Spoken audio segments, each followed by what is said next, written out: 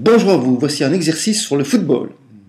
Alors, on vous dit, on shoote dans un ballon de foot qui est placé au sol, le ballon part avec une vitesse de 25 mètres par seconde avec un angle de 30 degrés par rapport à l'horizontale.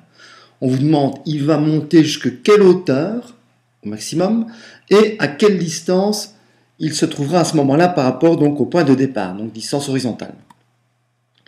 Donc, voici un petit schéma pour expliquer ce qui se passe. Donc, le ballon part ici avec un angle de 30 degrés, avec une vitesse de départ, donc ce sera vitesse de départ de 25 mètres par seconde. On vous demande il va atteindre quelle hauteur au maximum et à ce moment-là, quelle distance il aura parcouru suivant l'axe horizontal. La vitesse réelle, on va la décomposer en une vitesse verticale et une vitesse horizontale. À la vitesse verticale, je vais pouvoir trouver cette valeur et la valeur de la vitesse horizontale. J'ai un triangle qui est rectangle, dont je connais l'angle ici de 30 degrés. La vitesse de 25 mètres par seconde étant donc la vitesse initiale. Et donc, avec les triangles, nous allons voir que la vitesse initiale suivant l'axe des x, c'est l'hypoténuse du triangle fois le cosinus. Et si je veux avoir la vitesse Vy, ça sera donc l'hypoténuse fois le sinus, ce côté-ci étant donc Vy. Vitesse initiale suivant x suivant y, donc 21,5 mètres par seconde, 12,5 mètres par seconde. Vx, voici donc la valeur. À Vy, la vitesse réelle en montant vers le dessus.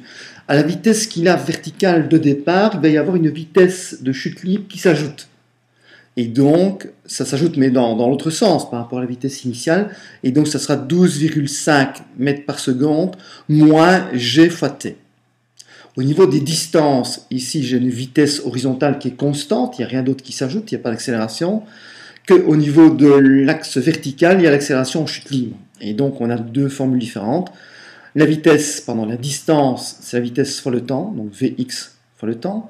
La hauteur ou l'axe des y, si vous voulez, c'est la vitesse initiale fois le temps moins 1,5 de gt carré. G étant donc l'accélération en chute libre. Voici la résolution, ce que nous avons ici. On va trouver comment, eh bien, il suffit de se dire que la hauteur, quand j'atteindrai le maximum de hauteur, ma vitesse dans ce sens-là deviendra nulle quand je serai au-dessus. Donc Vy sera égal à 0. À ce moment-là, j'aurai atteint la hauteur la plus grande. Donc le temps, on va le trouver comment? Je vais remplacer ici Vy par 0.